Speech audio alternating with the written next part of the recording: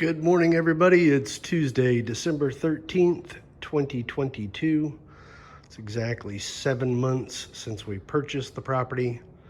What you're looking at is I basically went to Lowe's and I bought one of everything. Not literally, but close. Anyways, I'm about to start doing the plumbing. Now, I've done a lot of plumbing repairs, replaced stuff, but I've never done anything to this scale as a kind of start to finish all in one. Again, what we're going for is washer and dryer, water heater, and sink. Well, Emily picked up this concrete sink. Let me show you that real quick. It's in the back of the truck. So we picked up this concrete sink. I've got to still figure out how to fix the drain here, but that'll be a video for another day.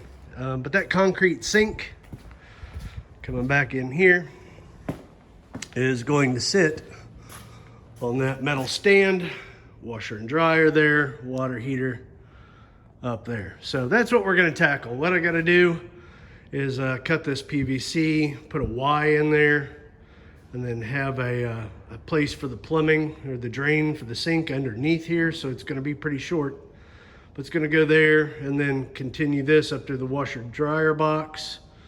I got to put in a washer dryer vent. Then I'm got to come over here, cut that flange, or cut the pipe, and then put that toilet flange on there.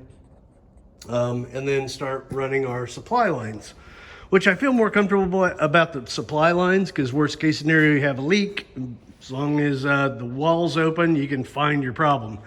Unfortunately, if you goof up the drains, you typically don't find that out until, well, you got a clog. So either way, I think I'll be fine. I'm pretty confident, but show you how the progress goes. But today we're plumbing. All right, so fast forward about probably an hour and a half. A couple little weird things that I came across, pretty funny. Because I decided to put the pipes behind the studs, when I went to put in this Studer valve or vent, the pipe was back here, and I had to move it out so that the box lines up where the finished wall will eventually be. Now this thing, I'd never seen one of these boxes, but saw it at Lowe's, and it's even got like a little cover that goes over it, so it looked kind of cool and kind of covered up. But we got that bent. That's also where you can clean out, but depending on if you ever get an issue, I guess, that thing just screws out of there. You can clean out that way. You could technically go through your sink. Or if the clog's down here, this is where the washer dryer hookups are. So nothing's been glued, kind of dry fit everything.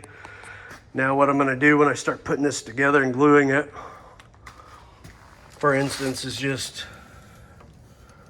put a little line there and a line here to know where they should roughly line up when I put it back together and start gluing it. So I'm gonna wait and think about this for a little while before I glue it, just to make sure I'm not forgetting anything on this side. Plus I still gotta do the toilet flange. But not too bad. A little bit of Google searching on, recommended heights, required heights, things like that. The Studer valve has to be at least 4 inches higher than your horizontal pipe. And then this drain, or the flood level of it, is supposed to be 32 to 34 inches. Now, if that thing started to flood, it might come out of the Studer valve or come up into the sink first. But either way, that's supposed to be 32 to 34 inches, according to everything I read. So I don't know. If I'm wrong, then the internet's wrong. Wouldn't be the first time. But here we go. Working on the plumbing. It's looking good. Okay, I was a little bit nervous about doing this, but I think it turned out fine. I don't know, somebody on this that may be watching might be a plumber, no more than I do, but seemed pretty straightforward. Cut that thing flush with the ground. I tried it where I left like a 1/4 inch kind of rise on it. And we're going with the stainless steel. Everybody said this thing holds up a lot longer and a lot better, but make sure it is stainless steel, and it is a stainless steel ring. So, all we gotta do is pretty much glue that, set it in place. The ring still spins, so I can drill the the holes for the Tapcon screws. Cutting this thing flush though, I did have it a little higher. Sat it on there, kind of dry fit it. It's sticking too far up. Got to finally use this cool tool, this little flush cut oscillating saw. It's awesome. Should have bought one of those years ago, but yeah, we're about to glue on the toilet flange. Got everything all glued together. So I've already started messing with the manifold. This is the water line coming in, going from 3/4 inch to 1/2 inch PEX. So we're gonna need multiple lines. So we're gonna plan for the future and also go ahead and run hot and cold water out towards where the outdoor shower is gonna be. But right now that manifold's there. And this is the tube or the PEX going out to where the hose connection is going to be for the RV. So I'm going to start running the water supply line, start with the cold first, and start figuring out the hot water. So take a look at that mess. This is the 3/4 inch coming in from outside and basically the feed line.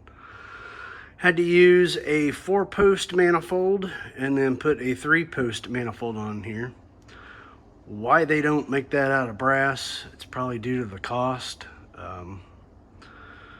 But the other thing is, when you're using this, and maybe I'm using the wrong rings, but the guy at Lowe's is a plumber, or supposedly a plumber, and he said when you put the crimps on those things, you want to use the heavy-duty brass ones, not the cheap ones. Now, having those cheaper crimps in the RV, I've had issues with those things and I've had to replace them. But we got these massive tools, or this massive pair of pliers that crimps those. Well, the head on these crimps are so big that it is almost impossible to crimp in between there. So that was really frustrating. I had to walk away from this for a few minutes. But obviously the blue is the cold water. We've got the very bottom one. It's going to come over here and come out underneath the sink. That one's going to be for Emily's RO water. This one coming up here is going to the sink, not under the sink. This one here is coming up. I'm going to feed the water heater. This one here is going to do a 90-degree turn and come up to the washer. When it continues up here, this one's going to come out and down and connect here, but I didn't get a coupling, so I got to get a coupling, and that's going to feed the water to the hose out by the RV. This one in the middle is going over here, and it's going to go out so that we can eventually put an outdoor shower out there. So we did a stub out there. And then the top one goes down here and will feed the toilet. So you would think PEX would be easier to work with, but it's really rigid stuff. So it's trying to bend it and try to make it do what you need to do. And it's like using uncooked spaghetti noodles. But all in all, doesn't look too bad. Hope I did it right. We'll find out when we pressure test it and when we get the water hooked up. But now on to the hot water lines. So it's starting to get dark here. That is where the hot water connects to the water heater and the cold water, so that will come out of there. Tankless water heater will be up there. Hot water coming down.